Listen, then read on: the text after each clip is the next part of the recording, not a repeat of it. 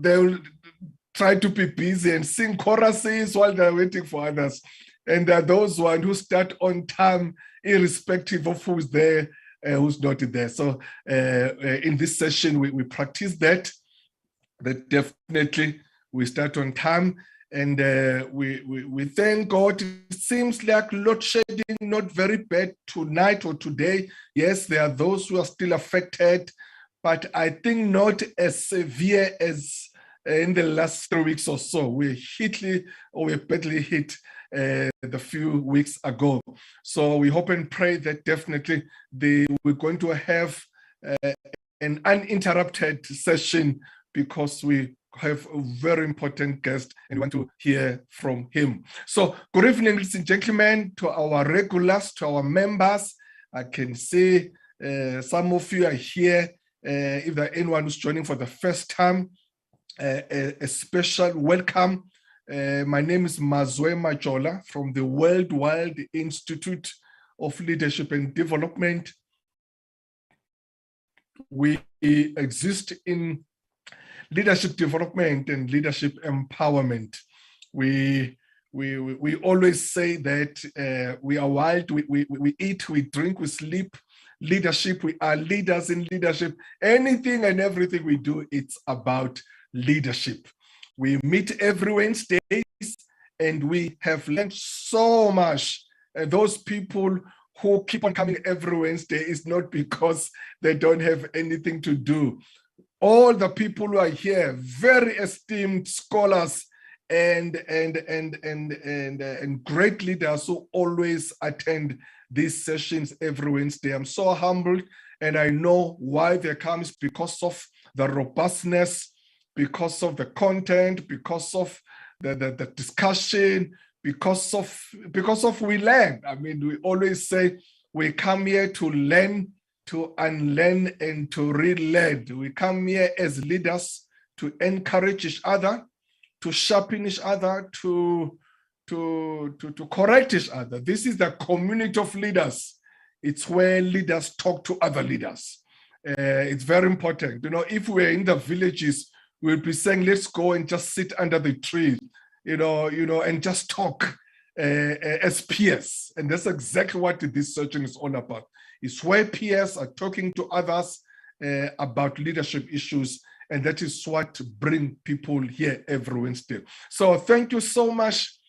I don't want to waste any time, because I would like to introduce the speaker and give him as much time as possible. And then obviously, as usual, we give him time to engage us, to address us, and then we will engage him, and even if each other in the conversation after that. But thank you so much for joining us, ladies and gentlemen. So tonight we are discussing digital transformation, key to overcome the economic divide in Africa. A very, very important topic.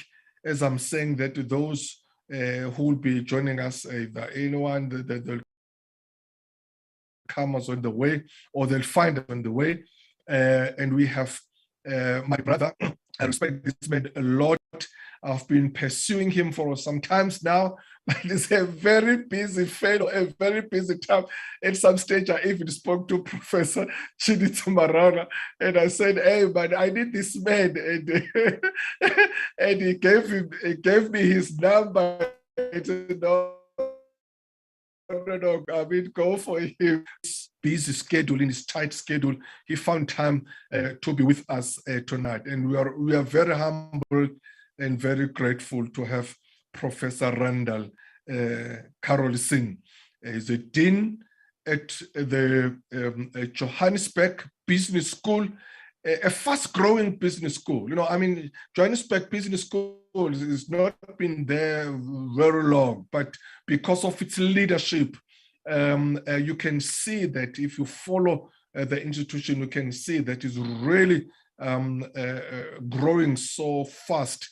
And then sooner or later, definitely, it's going to be catching up all these other old as it were, business schools that have been there for a while. So he is the man at the helm of the Johannesburg Business School, which is under the University of Johannesburg. Professor Carolson, thank you so much for joining us. Here are the scholars, the leaders. As I'm saying, this is the community of leaders. This is a safe space. We talk, we are free. We just teach each other, we correct each other, we encourage each other. We talk leadership because we've realized that leadership, it's a journey. You've got to constantly develop yourself. Otherwise, and you've got to mingle and associate with other great leaders in order for you to grow. So thank you very much, my brother. We really appreciate you. And thank you. I'm going to give you this time now to address us, and then we will engage you once you are done with your address.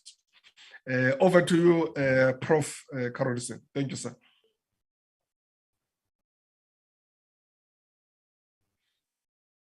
If you can just unmute, sir. Yeah. Thanks, Professor Majola. I'm really pleased to be here with you tonight. And it also assisted me in my scholarship because as I researched this topic, I actually started drafting a paper on the state of, shall we call it, digital transformation on the African continent, because the content was just so fascinating. Number one. And number two, the more I read about what's happening on the African continent, the more I realized how much we in South Africa can learn from what people are doing on the African continent. So I've got an enormous amount of stats which I've gathered, which I won't necessarily repeat, but there's a very useful publication by the African Union, the 2021 version of digital trends in Africa. And so certainly I would invite anybody to go and look at some of the success stories, some of the statistics, some of the outstanding issues that you still want to engage with. That's very, very useful as a book. And I think, you know, that research was commissioned to guide our policy leaders and our policy makers to make the right decisions. And so if we pay some attention to that book, it will take our country forward, I believe. So we all know, and I was going to talk about digital state in South Africa, and luckily I expanded my horizon to talk about Africa, because as I said earlier, I actually found a lot of learnings in my research that I did for this preparation for this topic here, or for this discussion here tonight. So first of all, let me kick off. We all know the divides in Africa. We all know that we are very vulnerable. And I certainly, and I firmly believe that, you know, that this digital revolution is a way of catching up much faster than what would have been the case otherwise. That's number one. But that's sort of given. We have to do a number of things to actually make sure that we do catch up. Now, the most important part of Africa is extreme vulnerability to global shocks. Every time there's a global shock, Africa suffers disproportionately. Just by way of example, the recent COVID, although Africa suffered less than 5% cases and deaths out of 15% global population, it came at a terrible cost. So one of the costs would be that about the GDP is expected to drop in 10% in at least 20%, 22 countries. National savings would drop by about 18%. Remittances, which is the mainstay of many African countries, by 25%. Foreign direct investment by 40%. But I think the overall figure that we should look at that makes Africa vulnerable and unable to respond and take up this opportunity is our continuous debt. Because Africa has now sunk again to about 70% of GDP in current dollars. Now, if you have so much debt and you then convert it to debt servicing cost of about 15-16%, then there's actually very little left to invest in your country's infrastructure, to drive down the cost of data, to educate your people and all those things. So those are the sort of macro environment that we find ourselves in, that Africa remains absolutely vulnerable to what's happening in the rest of the world. I mean, tax to GDP ratio, in other words, tax that you collect from your GDP, some countries drop as much as 10%. And so we are unable to harness this rich endowment of resources of our people to collect the taxes, to plow that back into economy. Now, Africa is very well poised to make use, to convert its what they call the youth dividend. I mean, 40% of our people are under the age of 15. Now, if you compare that with the developed world, where in Japan, on a lighter note, they sell more adult diapers than baby diapers. The world is aging, so we've got this youth, but an uneducated youth will mean nothing if you don't spend time to get them into this technology space, to get them into this this new world of work, to expose them to, shall we say, technology and data and information and internet. Then it will mean nothing. So we'll just have uneducated youth growing older going forward if we don't intervene. Why is that important? Because the research that I've done showed that somebody that has internet has double the chance of finding employment or starting entrepreneurship and being able to export also. Now, in Africa, we have a very peculiar situation. Let me use South Africa as an example to start with. Our cell phone penetration is more than 100%, but only about 65 or so have access to the internet. So a lot of our people are therefore using the phone only for communication without getting the richness of internet provision, the richness of connecting to other people, the richness of operating in a metaverse where you can drive down costs, link up to other businesses, link into other logistical and value chains that exist. So at UJ, we have business school, we've realized that one of the strongest paradigms that we must move away from is the notion of SME development. We don't want to use that because we don't want small business to stay small. Technology offers now platforming opportunities where small companies can become major players in the economy and big job providers. And what we found is that by linking these, the entrepreneurs under our wing, or shall we say under our watch, we initially started with 250, we're now almost reaching 2,000. They can drive down costs by accessing each other's value chain, by jointly accessing markets, by jointly accessing technology, and more importantly, jointly accessing financing. So those are some of the opportunities that lie with us. So what do we need to do? If I was in charge of this country, I would make data free for everybody, because that's probably the biggest building block on which you can allow the innovativeness of Africa and the entrepreneurial spirit of Africa to flourish. And that's beyond just providing jobs. That's providing people the opportunity to create their own businesses and be hugely successful in that. So Africa has a lot to offer, but we have a lot of things to do before we can unlock this potential. So by almost wrapping up, because I want to really engage my fellow kids, I've got so much to say actually. By way of example, we're talking about an Africa Free Trade Agreement. Has somebody thought through what the implication would be that on taxes, for instance? Because once you have, most of these countries are reliant on trade taxes. So for instance, South Africa supports the entire SACU bloc by about 60 to 70% of their GDP. Now, if that's going to fall away, then the entire GDP of Swaziland, Lesotho, Botswana, Namibia are under severe pressure and jeopardy. So some of those regulatory issues, some of those policy issues, some of those, shall we call it, government, but things that government should occupy their minds on, must be addressed to really open up this universe. Now, private sector has to some extent come to the party. Google is laying a pipe from around Africa, West Africa. They've just landed in Namibia, and they're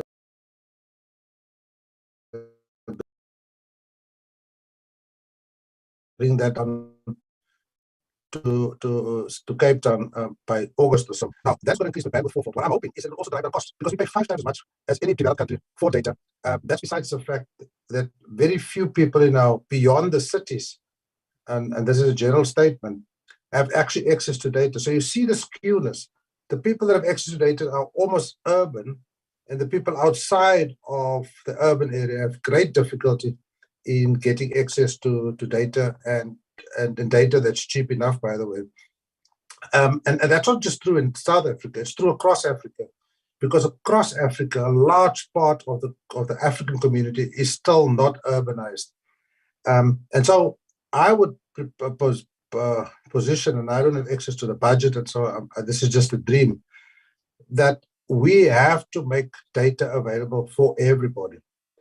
That would in some way also solve the poor output from our schools. Now, and again, I'm saying I want to wrap up, but this is such an interesting statistic that I came across.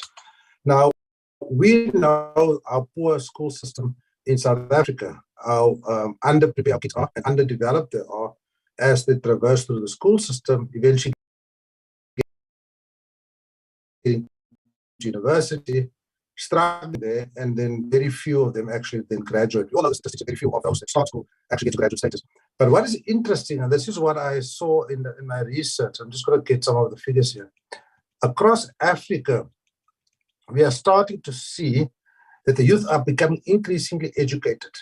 So the number of Africans aged 15 to 29 on a higher level secondary status, I would assume that to be the top three, the last 2 years of secondary school and tertiary education, increased from 47 million in 2010 to 77 million in 2020, about 23% of the youth population. It is expected that this will increase to 165 by 2040, and even as much as 233 million by 2040. So what this tells us is that Africa is starting to invest in educating its youth. And on many other fronts, I can use examples. So I once attended a conference, I spoke to a Ghanaian colleague. They are buying computers for all of the senior high school children because they say you can't these days, and I know for a fact, prepare a child for university, and then for the first time he or she is doing statistics on a computer. Now, I've seen that in South Africa. I've seen graduates that do statistics that has never done an Excel spreadsheet on a computer. Now, that is plainly ridiculous. I've seen in Tanzania and Kenya that TVETs, part of their job is to build computers for youth and for school children. Now, those are the type of, I'm not saying that those are the only innovations, but I'm saying those are the type of thinking that we have to apply to begin to understand that there's a new illiteracy on the table. And that illiteracy is technological illiteracy. That's besides the hurdles that we face as a nation in South Africa, that our kids come last in numeracy, come last in literacy. Now, on top of that, they might even be at the bottom end of technological literacy. So that is, it's sort of my overview of things of which I see. But if I were to urge our government, and if I have to have the voice to do that, I would say make data and internet access available to our entire nation.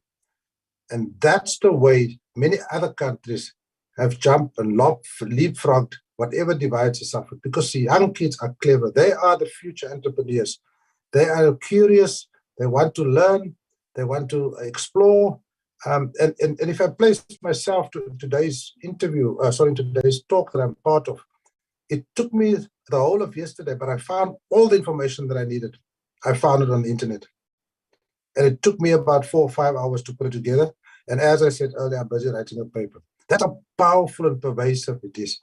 So I literally typed in Kenya, a number of laptops per population, and books it pops up. So that is, it's probably a very broad overview that I've given Professor Majola, but I thought that could keep the ball rolling because I got a lot of other inputs to make in addition to what I've just said. But thanks for that opportunity to make my inputs. Wow, thank you. Thanks, Prof. Thank you very much. Yeah, I mean, it's a very important topic and a very important area. Just hope that indeed we can influence our government to take this matter as serious as it requires. Hlumela, I see you that you've been very busy there in the chat room. I'd like to start with you tonight. Very interesting statistics that you are saying there. You are saying 40% of our people are under the age of 15. Wow, That is very important, Hlumelo. Hi, Prof, can you hear me? Yeah. Yes, I can hear you perfectly. All right. Thank you so much. Good evening, colleagues. That stat was actually from Prof. Karolison. Thank you so much, Prof. Karolison, for that presentation. Very insightful, very educational.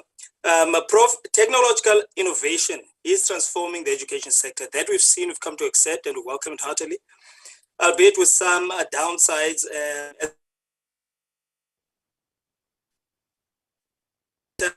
In how technology can make learning more adaptive and more interactive, to experiment with some of these things as teaching.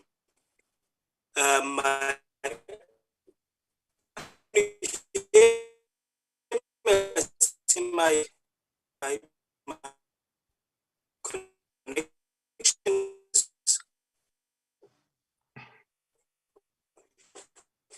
It seems like the connectivity is failing you. Am I still there?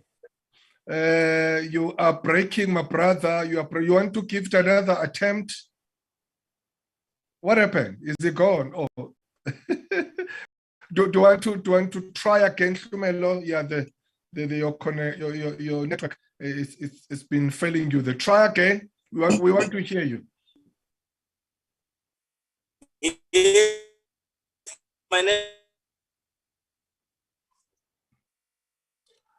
I think I'll go look at the chat box. Perhaps I can pick up something there. Yeah.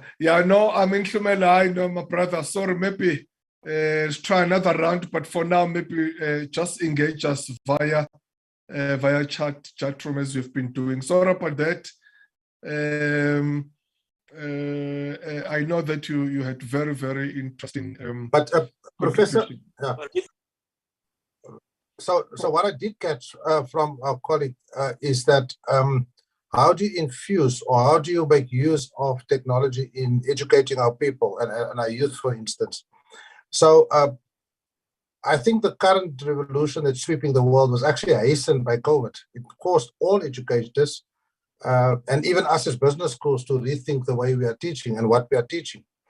And so we have to accept that we have to find new ways of teaching that embrace the advances that we have in technology. There are many things that are very sacrosanct in teaching that I would never forego. For instance, the peer interaction amongst learners, the having an expert facing you, talking to you, and being able to guide you. So those are very sacrosanct principles in learning. But that doesn't mean that we must not make use of the advances that are offered by technology. So by way of example, I mean, you can literally replace a chat box with me with a chat box. A chat box could sound a lot more intelligent than me. But at the end of the day, somebody has to program that chat box. And so I think Minister Nzimande made a very, very valuable statement when I made a comment that by 2030, 1/3 of the jobs, as we know it, are going to disappear. He came back and said, yes, he probably would agree with that, but some jobs you will never be able to replace. So in other words, skills-based jobs, you always will need somebody to service the robot. You always need a plumber to design a plumbing system and make sure that it works. So the fear that people have that we will become robotized or automated going forward in 2024 will never supplant or never replace human innovativeness and human intuition and human ingenuity, because that's why we are where we are as on the planet, because humans have got an amazing way to adapt. But what it does free us up from is from doing mundane and routine and soul killing types of jobs, where we can allow people now to become much more creative, much more intuitive, much more ingenuity at play going forward. So that will also play its part out in the education system. But I would say gone are the days when an artisan are not able to use a computer, because a draftsman can no longer just draw on pieces of paper. He can perhaps make his sketches there, But for him to interface with the next layer of his value chain, some form of intelligence and processing will be required. So I think everybody must just accept that we will all have to become technologically literate going forward.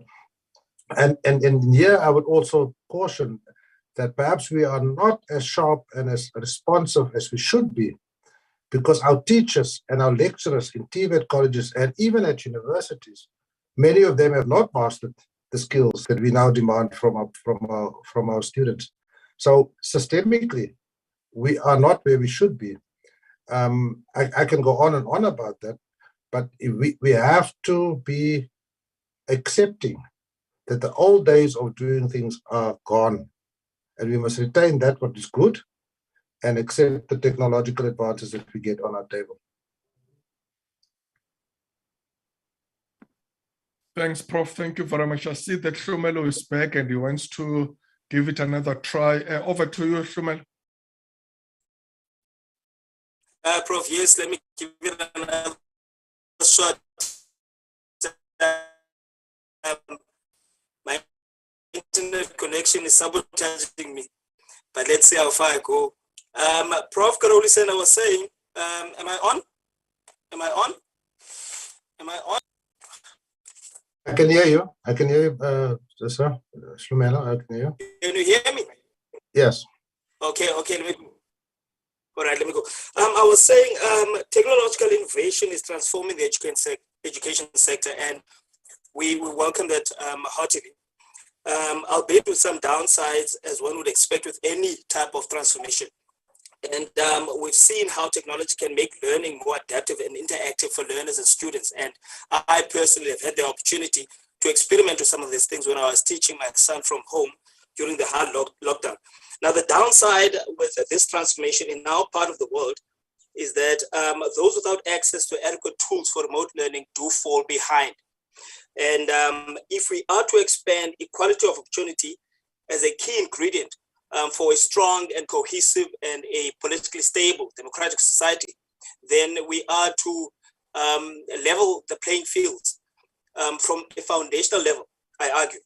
And that will give us a better chance of effectively addressing inequality into the future. I mean, studies have shown that inadequate and inferior foundational learning will translate into lower levels of skills, which in turn will reduce the productivity and earnings of today's children once they enter the workforce. So if we don't address the inadequacy and inferiority of foundational learning, then we'll have an even bigger challenge trying to address or bridging the economic divide in South Africa and the rest of the continent in the future.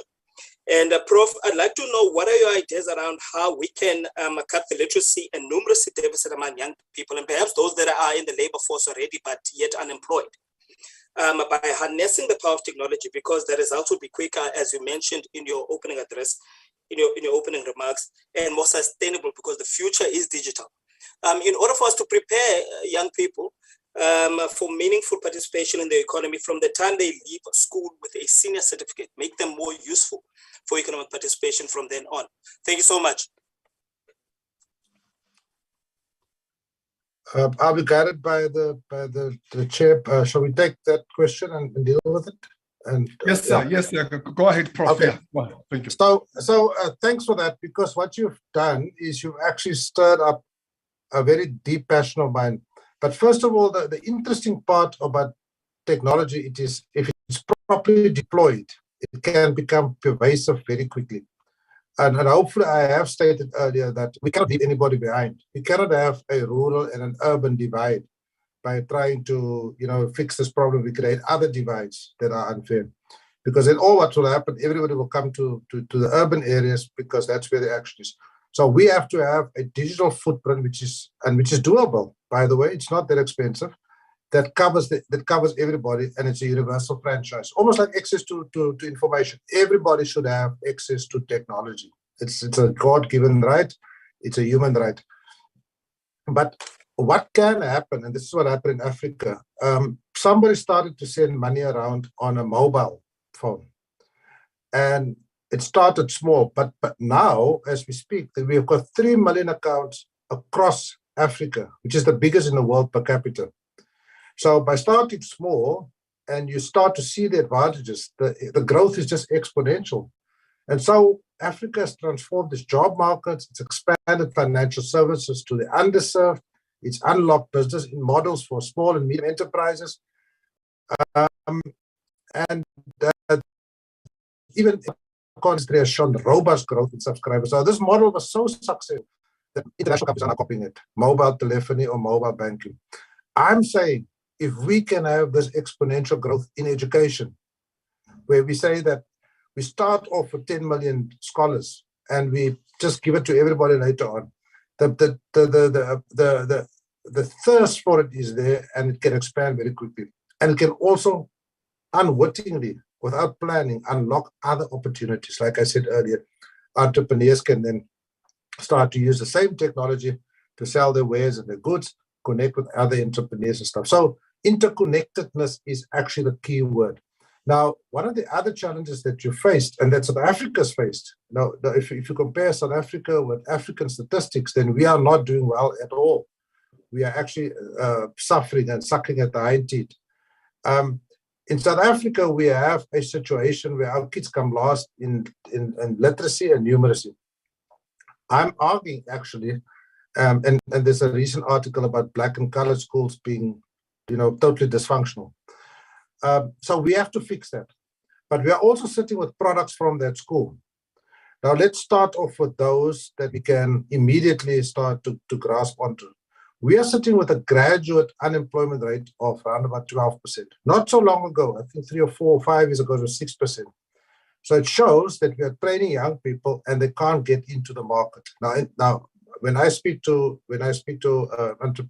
big corporates, I actually inquire about this. Now, in the past, they were prepared to train students to fit into their job culture. They're no longer prepared to do that because they find it easier to import people from other countries. So 12% youth unemployment or graduate unemployment does not even count the underemployed students, those that work as waitresses or, in other jobs that they didn't train for to start off with.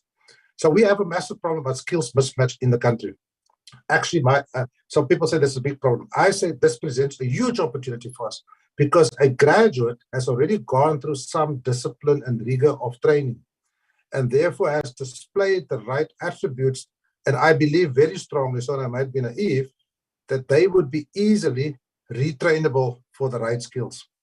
So in India, we had a situation where a big technology company retrained 2 million youths and they were immediately employable in skills that are rare in the market or critical or scarce in the market. So there's a pool of people that we can work with immediately as from a reskilling and a retraining perspective because they've shown they've got the bench strength or the intellect to get a degree. And I've seen that with the interns that I took on board. Although they've never touched a computer, they know statistics. So it's in a question of teaching them how to do it on a computer. But once we fix that, we absolutely have to go back into the school system and fix the education system. We cannot have kids or young people leaving a school that has never seen a computer. We cannot have young people leaving a school where the majority of them have passed maths literacy. Maths literacy was invented for people that really struggle with maths. Now it's become almost the de facto subject. We cannot have young people coming to university that are scraped through at 30 or 40%. Why am I so discriminatory about this? Because I'm a firm believer that the best place to develop a mind is at school. And if you are not stretched at school, then you come with an underdeveloped mind to a university, and then the university must fix that, which is not right. And so I get into quite a bit of trouble about this outspokenness, but we're actually doing our kids a disservice by not stretching them, by not encouraging them to read, by not allowing them to, by not testing their comprehension when they read, by allowing them to get away with the lower pass rates, and by allowing them to be exposed to a lower form of mathematics. Because what that does, and science, what that does is that poor youngster is then confined to a job opportunity that is always going to be lesser than a person that had been stretched at school and therefore can enter the university. So I'm saying there is people that we have to fix, that can be fixed fairly quickly because they're graduates, but we have to fix the system. We also have to fix our TVET schools, a TVET system. And I'm glad that, I don't know whether the minister is listening in or somebody, but I'm glad to see there are real actions being taken to look at our skills situation in this country. Because skills will never, as I said earlier, be completely replaced by technology. You will always need basic, artisan, and very clever skills. And in fact, in Germany, the skills-based professions are even more prestigious than academic professions. Now, our whole education system is still aimed to train academics, and then those that fall out become the artisans, which is wrong. It should be a voluntary choice, not an attrition choice. I wasn't good enough to go to university, so I must become an artisan or so. On the contrary, I think artisans are much smarter than us that are in academia, because if you ask me to fix a tap, I won't get it right. But those are systemic issues that we have to grapple with, given the background and the fast-moving pace with which this global fourth-hour revolution is manifesting itself with. Now, we are already slightly behind. We are not hopelessly behind, but we are slightly behind. Because the companies that were clever enough to apply digital transformation as a means to manage COVID, they've actually reconvened and said, we are not going to now stop here, because we are going to prepare ourselves for the next shock that they know is coming. And the next shock deals with climate change, deals with cybersecurity, and deals with geopolitical risk. I mean, who would have thought that the Russia-Ukraine would cause such a havoc with our food prices? And there's again an example. Africa's land, 40% of it is arable. So we don't have to import food. So I just think we have to change our mindset. We have to think differently. We have to become self-sufficient. And we have to unleash the African potential and innovation. We've got very smart people on the African continent, I must tell you that. Yeah, thought-provoking. Yeah, definitely. Thanks, Prof. My brother Andre, I see you very busy there in the chat room. Do you want to share with us some thoughts there? Thank you, Mazwe. I'm going to leave shortly after. I apologize, because this is a birthday party that I promised I'm going to be at. But Randall, I think I've been listening to what you and Professor Majola have been saying in a lot of detail, and I agree with you on every account. But I think we need to step up the ante. The very structure of society has got to change. From the way we conform norms, standards, condition, and set cultures in society. I think the ideology and the power structures that have created where we are today have proven that the world doesn't work off that history. And for the first time, we have the opportunity to really recreate the world as it should be, including major overhaul of the way learning happens. And I'm talking about preschool, high school, universities. You know what I find interesting? My son's first year, Stellenbosch, studying statistics, computer science, mathematics, and actuarial science.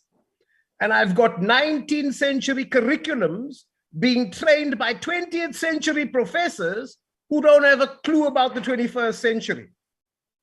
And I'm spending hundreds of thousands of rands on this useless value because they're not going to prepare him for the world. And I'm having to ask, how do we in fact take the conversation to what civilization we want, and how do we shape the belonging in communities using digital? Because really we live in the transformative world now.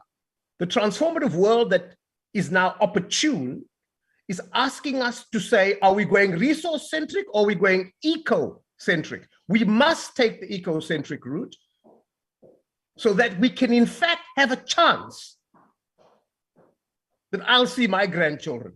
And I'm only 50, I'm hoping for grandchildren in the next 30 years. So I think the conversation about digital transformation, Prof. Mazwe, Prof. Randall Carolinson, has got to be, no, What world are we going to create now? Because the opportunity is there, and I'll leave it there. Absolutely. I'll just jump straight in. Absolutely, you're completely right. If we talk to Generation Z, which is the latest generation, they're actually quite disgusted with how we messed up the world and how we can't seem to maintain a moral compass, and how we can't seem to take enough for ourselves so that there's still enough left for others. And if you study systems theory, that's not sustainable. The world where big corporates just come in and strip as much as they possibly can out of an ecosystem are probably gone now, because they just destroy behind themselves. And so I cannot agree with you more. And I think, you know, we have to have very, very honest conversations. And like you just said, are we training our kids for the future, and are we training them in the correct value perspectives? Are we training them in correct moral perspectives? And yeah, I can perhaps add an advert for the JBS school. When I arrived there a year ago, I looked at what we were taught, and I realized that we were still teaching very much in the way that I was taught many years ago when I did my MBA. And we took a 180-degree turn at great cost and risk, because people said, you guys must be mad to do such a radical turnaround. And we changed all of our curriculum, because we realized, and we're not claiming that we are correct in all sense and that we have done it completely right, but we have certainly stirred up our honest nest to say that we cannot continue to teach in the way that we do. And so I see some of my fellow directors of business schools are now saying, well, we need to think about what we're doing and how we're doing it. Now, going further than just business schools, if you look at the success of UJ, what they've done is to say that none of our students will not know about the fourth IR. So that everybody's required to do a 101 course in fourth IR and a 101 course in African studies, so that you can understand what the world is evolving to and where you're coming from. And that conversations are increasingly being heard over the spectrum, over a wide spectrum of educational circles. But you are completely right. We have to ask ourselves very, very tough questions.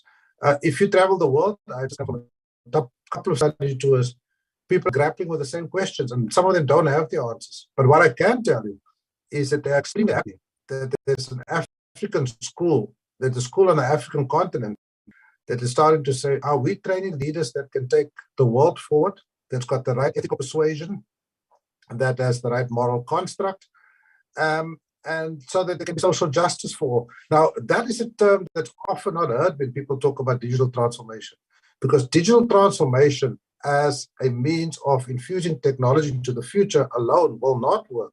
It must also benefit, it must also enhance the whole issue of social justice, sustainability of the planet, and a better humankind, if I can put it that way. Because otherwise, it's just going to be a technological revolution. And by the way, digital transformation means digital as an enabler, transformation as a change agent. So when at our business schools, we say we are not an engineering department. We are training leaders, or we are developing leaders that can be change agents and that can foster and advance social justice for the entire planet. Because we can't afford to go on in the manner that we do. The planet simply does not have enough resources to sustain all of the things that we're doing. Africa itself cannot sustain itself going forward by continuously being pillaged and stripped by reckless investors. And thirdly, we cannot continue to lose all our talent to the Western world. I mean, so we have to also make Africa an environment where people can live and be comfortable, instead of just trying to get a degree and get. I'm afraid is a trend that I'm starting to see amongst young people that are disillusioned with us older people and say that we are messing up South Africa. There's no future for us, so we pack up when we go. So again, the rest of the world strip our resources. Now they're just stripping our human resources.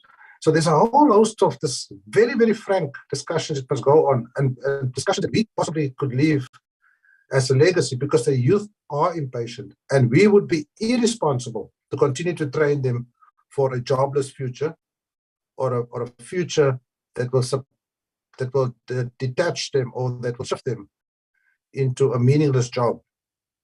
We have the opportunity at the moment to actually change the fortunes of our young people. I sincerely believe that, and I hope that we won't miss this opportunity so that we can change our country to take its rightful place. We've got so much going for us. And so if you look at some of the innovations across the African continent, some of them have been copied by Western governments and advanced economies. Some of our drone technology, we are flying blood into remote areas. So I can go on and on and on and give you many examples, but South Africa is not a non-innovative continent. It is extremely innovative. We will just provide the tools to everybody to participate in this innovation cycle. Thanks, Prof. Thank you very much. I see Simphiwe Mngadi seems to be busy in the chat room. Would like to express your thoughts there, Mr. Mngadi.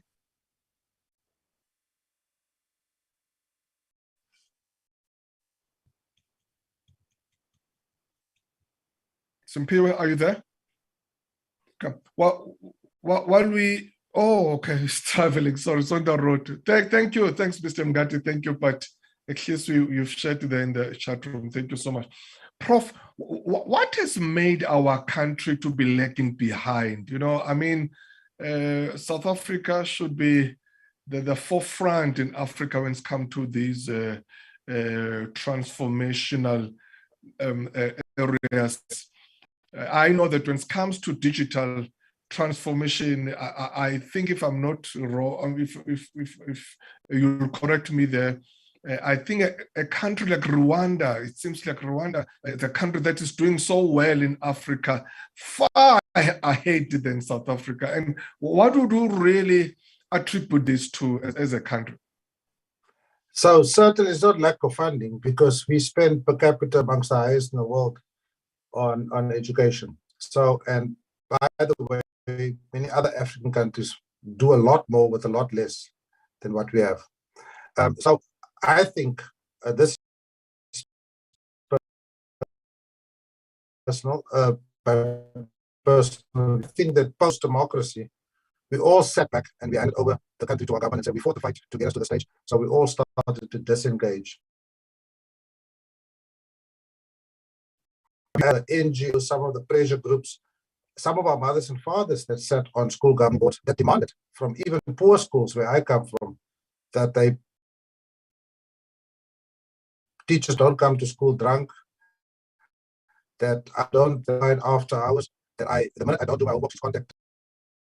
So I'm saying there we have left too much to the politicians and to the bureaucrats, and we as society must now take charge of it and say we want to protect the future of our children and not just being innocent bystanders, and find ways to do that. I mean, when we were students, we ran winter schools where we taught school children some maths and science because, just to supplement what they did.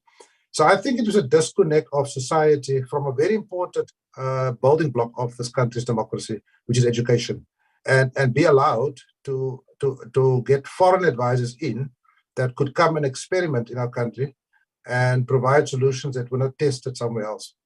And of course, when it failed in South Africa, we all did just say we blame the government. Now, the government has a large share of blame to respond to. I'm not whitewashing them at all, and I just didn't want to state the obvious that our government's policies and our education reform came to naught.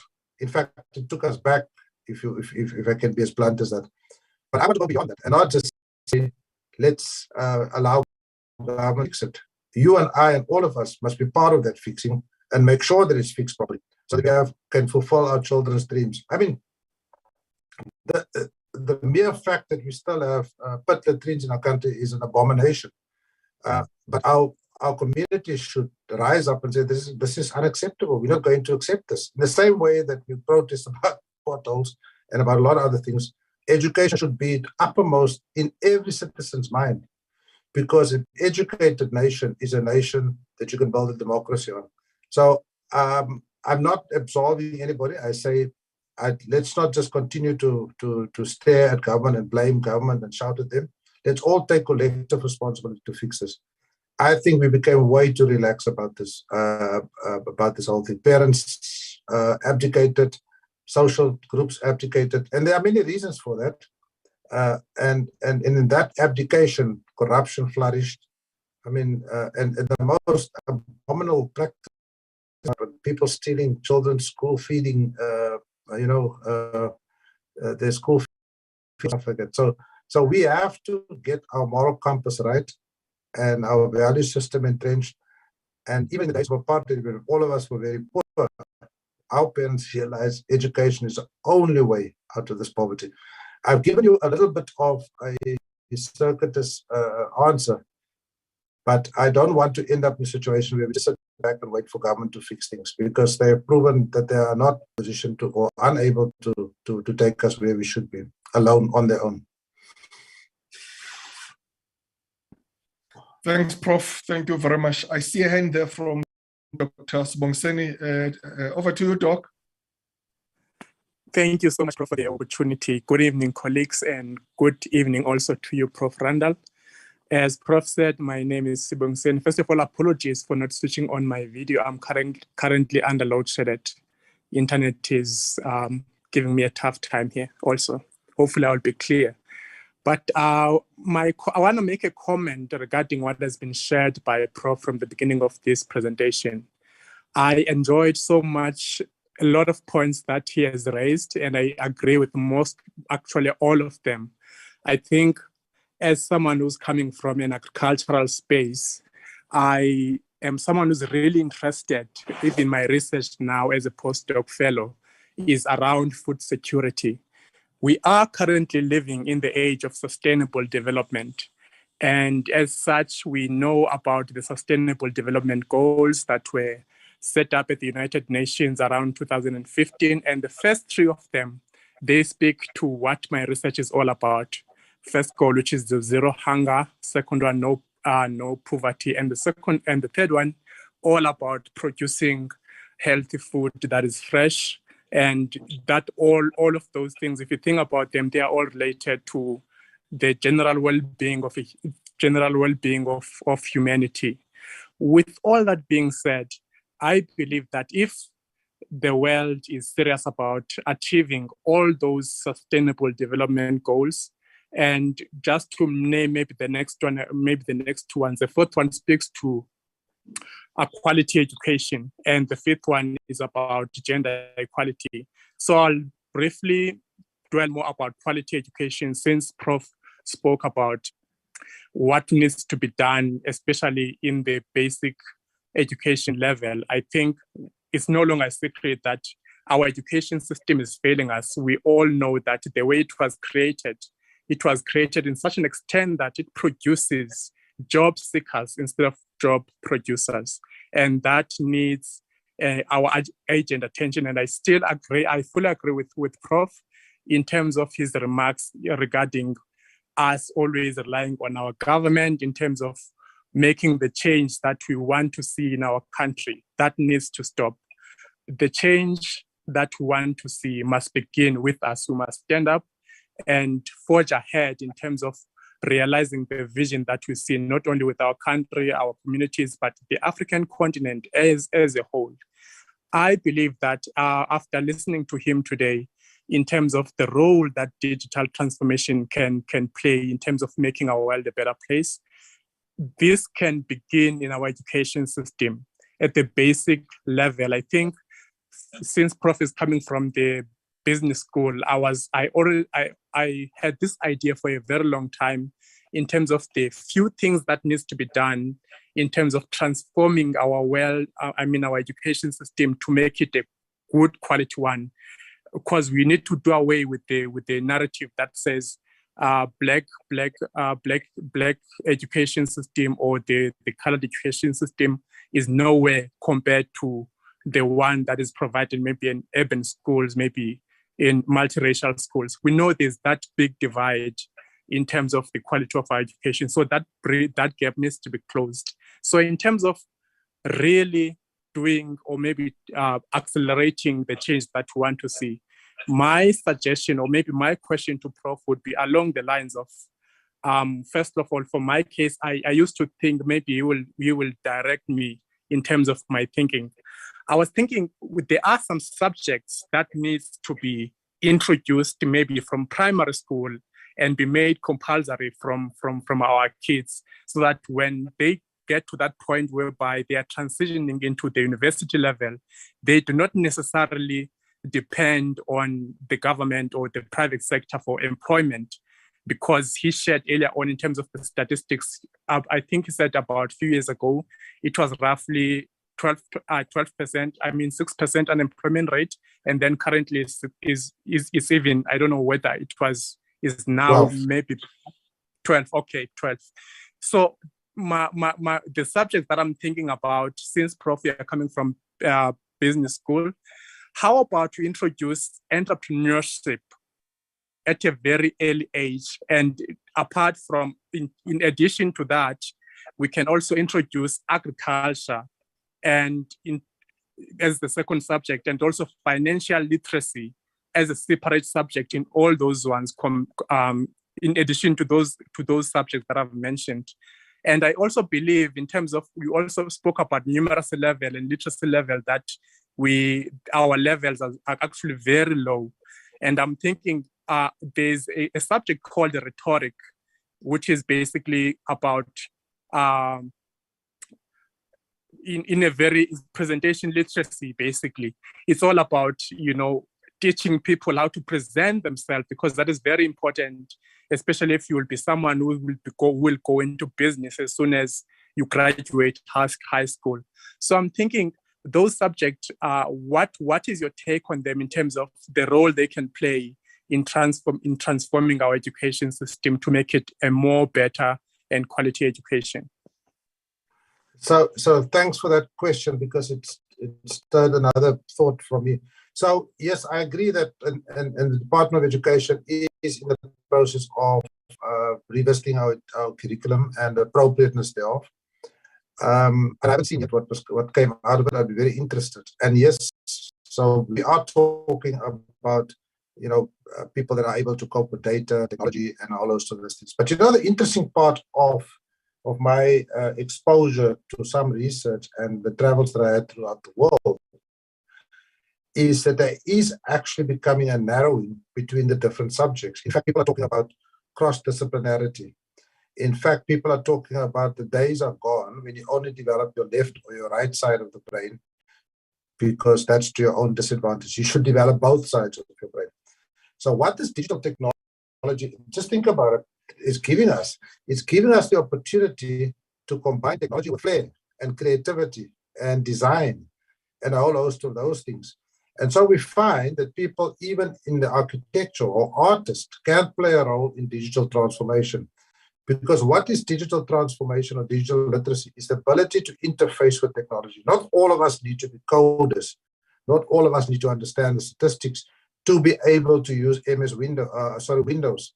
Now, if you just think about it, a long time ago, is that the digital transformation actually happened a long time ago, when I was moved from my green screen programming and coding to a big screen in my own house, where I just click and drag things across the screen. So somebody built an interface for me to interact with technology, so I can apply, therefore, my creativity and my design side of my brain to interface with technology.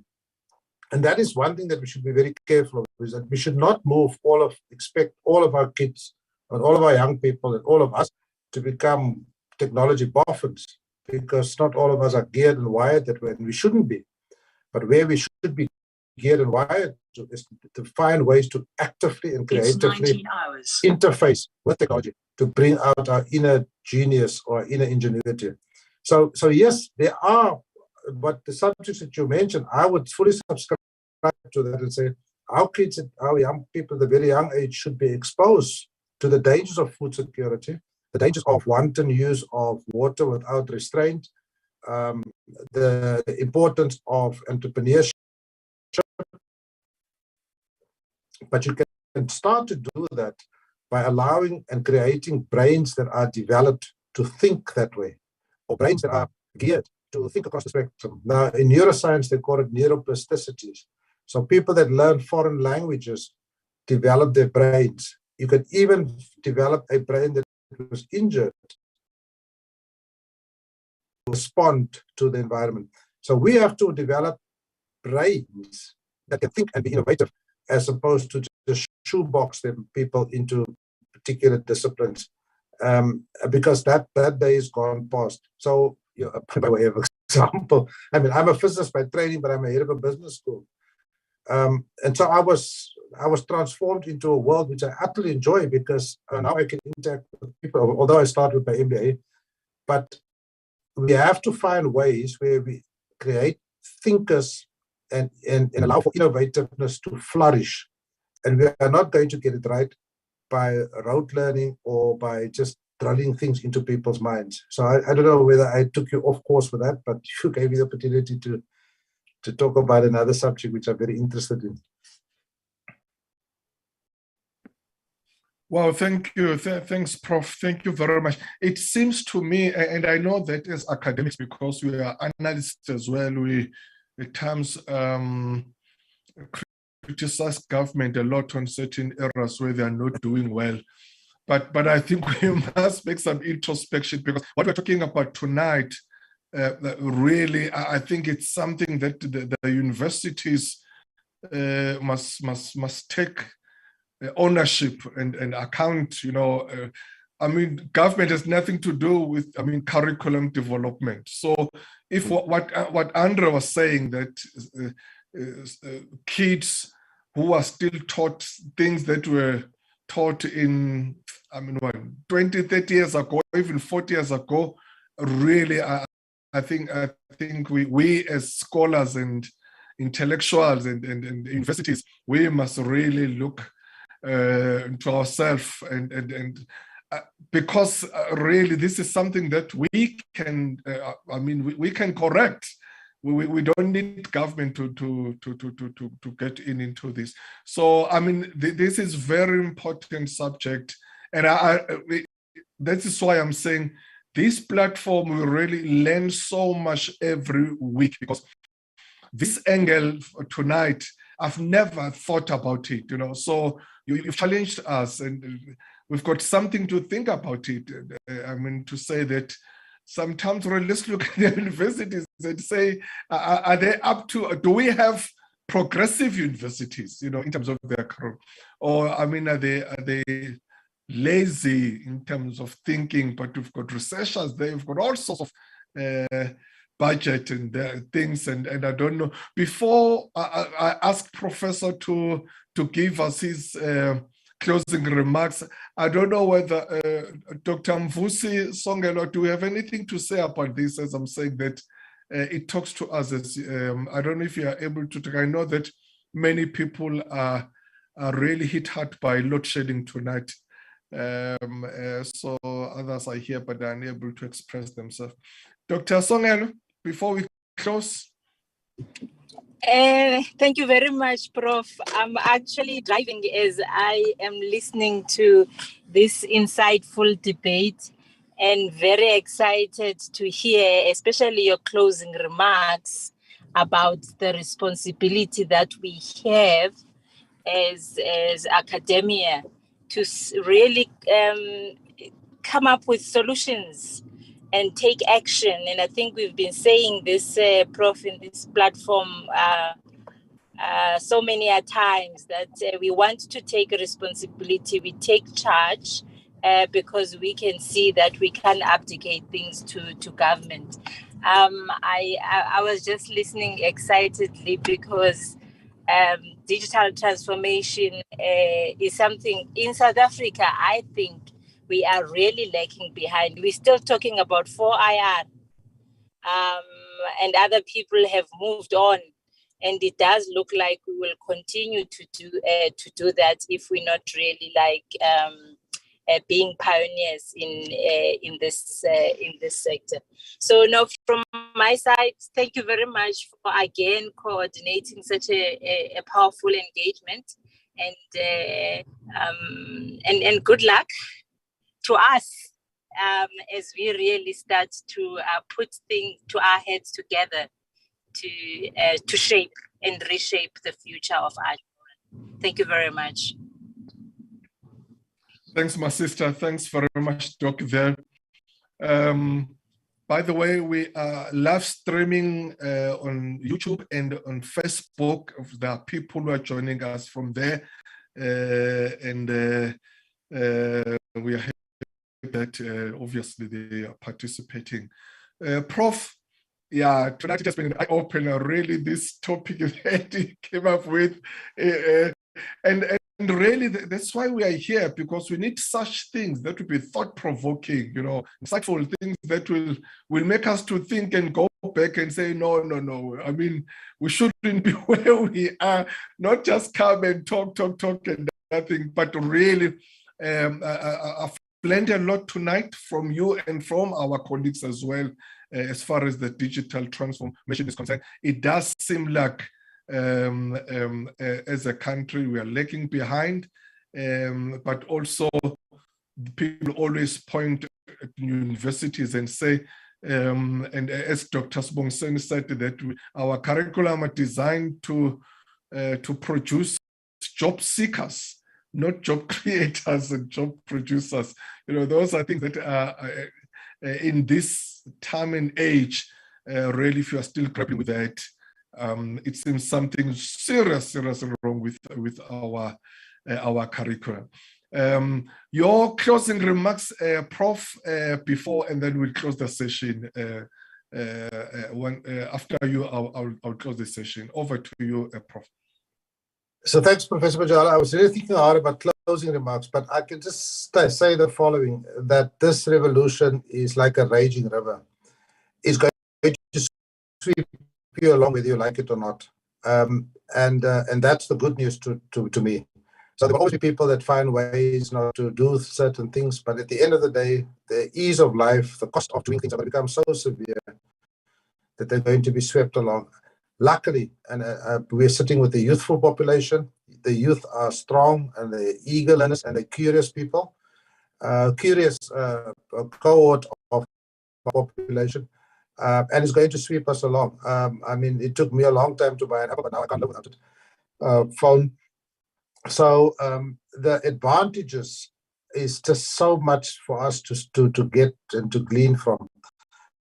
Just by way of example, the people in our ecosystem that now are in our enterprise ecosystem, they are now using their phones to much better effect because they see the cost savings therein. And I always use the example, when the one auntie that sells vet cook on the corner runs out of flour, she doesn't have to take the taxi to Johannesburg to go buy flowers. Or she goes onto the phone and see who's got extra flour in the next street and replace it the next day.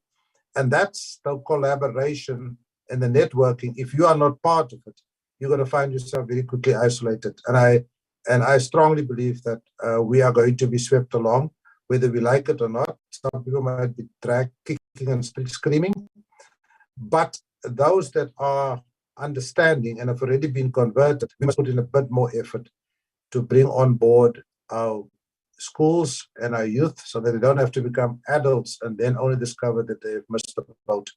I think I'll wrap up with that, Professor Majola. But again, from my side, thanks for the opportunity. I really enjoyed this conversation, and thanks to everybody that contributed. Yes, Prof, indeed, you have moved us, you have challenged us. You've left with some thoughts, and yeah, thank you so much. As I'm saying that there are people joining us on the Facebook and YouTube. By the way, please do, ladies and gentlemen, do subscribe to our YouTube channel, Professor Mazwe Majola. Then you'll find all sorts of leadership materials there and other videos as well. So thank you so much, Professor Randall. As I'm saying that,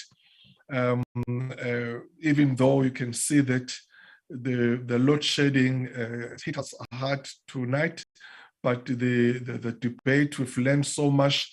And we do have the recording, we do have the YouTube video. We've always learned, and we'll distribute to people who want it. But as I'm saying, the easier part, if you want to access these materials, is just to subscribe there, and then you'll find even all our past recordings are there in the YouTube. You can just check what you want. So thank you so much, ladies and gentlemen, for joining us again. As I'm saying that, we've learned so much tonight. And to Professor Randall, I know that you're very busy, my brother, but thank you so much for your humility and for joining us. And I hope, again, as you can see, that you're so excited about what we've been discussing. Sometimes in the future, if we knock on your door and say, please come back, we are just here. You can see a relaxed platform, just engaging each other as scholars and as leaders, and we always learn a lot from each other. So to those who have joined us for the first time, thank you so much for joining us. We please do join us again next week, Wednesday. As I've said, that we meet every Wednesdays at 6 p.m. Same login details or same Zoom details, and then you find us here. Thank you so much, ladies and gentlemen. This session is now adjourned until we meet again. And may God bless you. Thank you. Goodbye.